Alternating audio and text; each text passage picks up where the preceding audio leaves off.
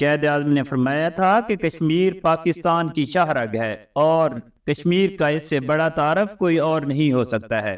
ناظرین، جب کشمیر کا ذکر ہوتا ہے ہمارے ذہن میں ایک ایسی سرزمین کے مناظر آتے ہیں جو جنت کے مشابہ ہو۔ سرسبز و شاداب وادیاں، برف پوش پہاڑ، خوبصورت جھیلیں اور گنگناتے چشمے اس کی خوبصورتی کو چار چاند لگا دیتے ہیں۔ مگر اس جنت نظیر وادی کے سرسبز و شاداب میدان اب آگ کی لپیٹ میں ہیں۔ اس میں خوبصورت جھیلوں کے بجائے اب خون کی ندیاں بہتی ہیں۔ وہاں مہکتے پھولوں کی خوشبو نہیں بلکہ بارود کا دھواں دکھائی دیتا ہے۔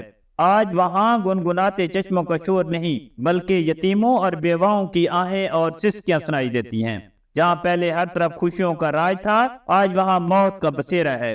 ہر گھر سے لاشیں اٹھائی جا رہی ہیں، لیکن امن کے نام نہاد علمبردار اس ظلم پر خاموش ہیں۔ ہر سال 5 فروری کو پورے ملک میں چھٹی کرنے اور تقاریر کرنے سے کشمیر آزاد نہیں ہو سکتا۔ آج کشمیر سلگتا ہوا سوال بن کر تمام عالم اسلام کے ماتھے پر چمکتا ہے، لیکن افسوس آج پوری دنیا میں 1.5 بلین سے بھی زیادہ مسلمان ہونے کے باوجود کشمیر کسی عمر فاروق، خالد بن ولید اور محمد بن قاسم کی منتظر ہے جو کشمیر کو راجہ دار کی نسل سے آزاد کرا سکے۔ ناظرین، 5 فروری پاکستان کی تاریخ میں ایک اہم دن ہے کیونکہ اسے ملک میں یوم کشمیر یا یوم یکجہتی کشمیر کے طور پر منایا جاتا ہے اور کشمیر کے لوگوں کے ساتھ یکجہتی کا اظہار کیا جاتا ہے جو طویل عرصے سے اپنے بنیادی انسانی حقوق سے محروم ہیں۔ کشمیر کا تنازع پاکستان اور بھارت کے درمیان ایک دیرینہ تنازع ہے اور اس وقت یہ تنازع دونوں ممالک انڈیا اور پاکستان کے درمیان ایک خطرناک صورت اختیار کر چکا ہے۔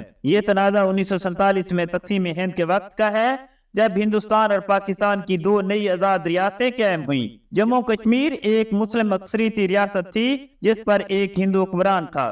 ان کو اپنی مرضی سے پاکستان یا ہندوستان میں سے کسی ایک میں شامل ہونے کا اختیار دیا گیا تھا۔ کشمیر کا حکمران مہاراجہ ہری سنگھ نے ابتدا میں خود مختار رہنے کا انتخاب کیا، لیکن بالآخر ہندوستان میں شامل ہو گیا اور مظلوم کشمیریوں سے ان کا حق خود ارادیت بھی چھین لیا گیا۔ اس کے بعد سے یہ تنازع دونوں ممالک یعنی پاکستان اور انڈیا کے درمیان تناؤ کا باعث بنا ہوا ہے۔ یہ دونوں ہی اس خطے کو اپنی ملکیت سمجھتے ہیں اور ان کے درمیان ان برسوں میں کئی جنگیں اور جھڑپیں ہو چکی ہیں۔